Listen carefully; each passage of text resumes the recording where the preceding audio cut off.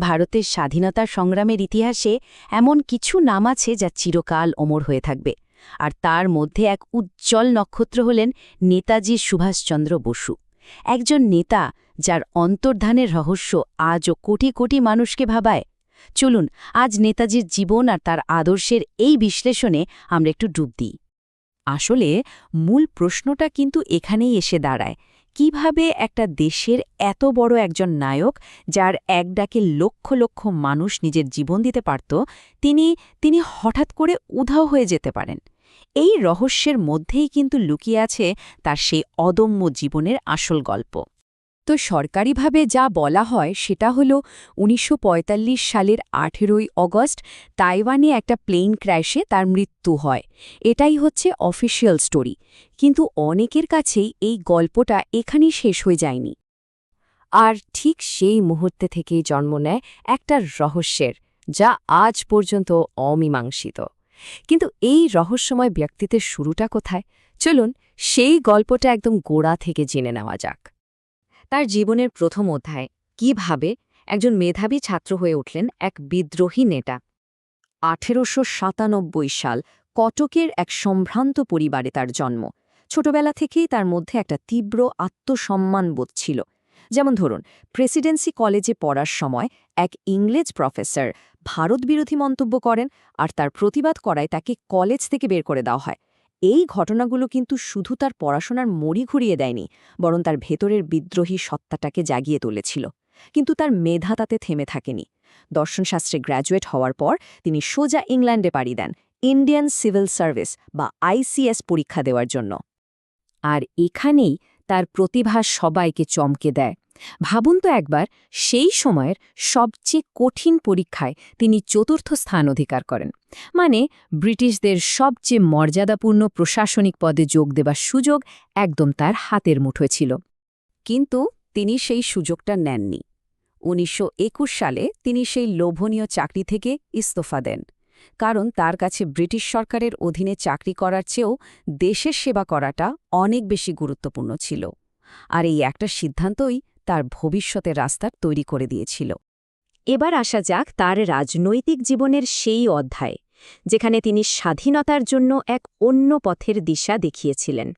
ভারতে ফিরে এসে তিনি দেশবন্ধু চিত্তরঞ্জন দাসের হাত ধরে রাজনীতিতে যোগ দেন, আর খুব তাড়াতাড়ি তিনি জাতীয় স্তরে পরিচিত হয়ে ওঠেন।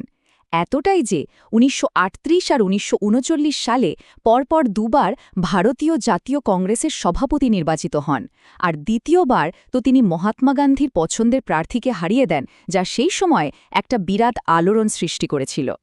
এখানেই দুজনের মধ্যে আদর্শের পার্থক্যটা খুব স্পষ্ট হয়ে ওঠে।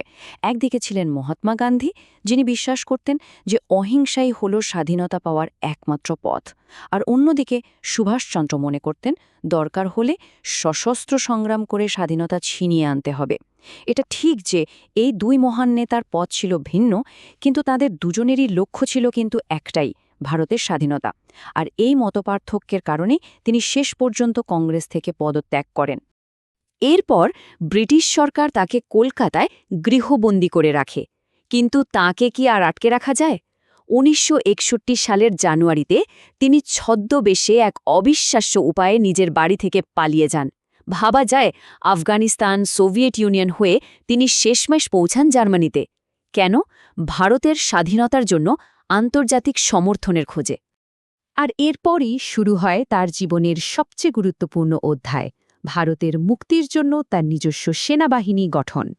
দ্বিতীয় বিশ্বযুদ্ধের সময় তিনি জাপানের সাহায্যে আজাদ হিন্দ ফৌজ বা ইন্ডিয়ান ন্যাশনাল আর্মিকে নূতন করে গড়ে তোলেন। এই সেনাবাহিনীটা মূলত তৈরি হয়েছিল দক্ষিণ পূর্ব এশিয়ায় বন্দী ভারতীয় সৈন্যদের নিয়ে, আর তাদের একটাই লক্ষ্য ছিল ব্রিটিশ শাসন থেকে ভারতকে মুক্ত করা। আর নিজের সেনাবাহিনীকে তিনি উদ্বুদ্ধ করেছিলেন এই অমর আহ্বানে। এই কথাগুলো কিন্তু শুধু একটা স্লোগান নয়, এটা ছিল স্বাধীনতার জন্য সর্বোচ্চ আত্মত্যাগের এক জ্বলন্ত প্রতিজ্ঞা।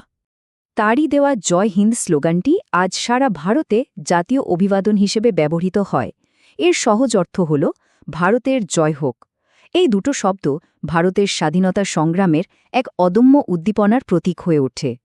তো নেতাজির জীবন থেকে আমাদের জন্য কি বার্তা রয়ে গেল?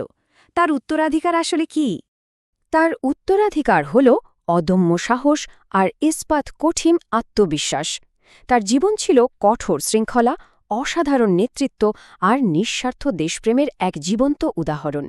তিনি শুধু একজন নেতাই ছিলেন না, তিনি ছিলেন একটা আদর্শ, যা আজও দেশের কোটি কোটি তরুণের কাছে অনুপ্রেরণার এক অনন্ত শিখা হয়ে জ্বলে। শেষ পর্যন্ত প্রশ্নটা এটাই, নেতাজি কি ইতিহাসের পাতায় হারিয়ে যাওয়া একজন নেতা, নাকি তিনি এমন এক আদর্শ যার কখনো মৃত্যু হয় না? তার অন্তর্ধানের রহস্যের হয়তো কোনোদিনও সমাধান হবে না, কিন্তু তার দেখানো পথ আর তার আদর্শ চিরকাল ভারতের হৃদয়ে এক অনন্ত শিখার মতোই জ্বলতে থাকবে।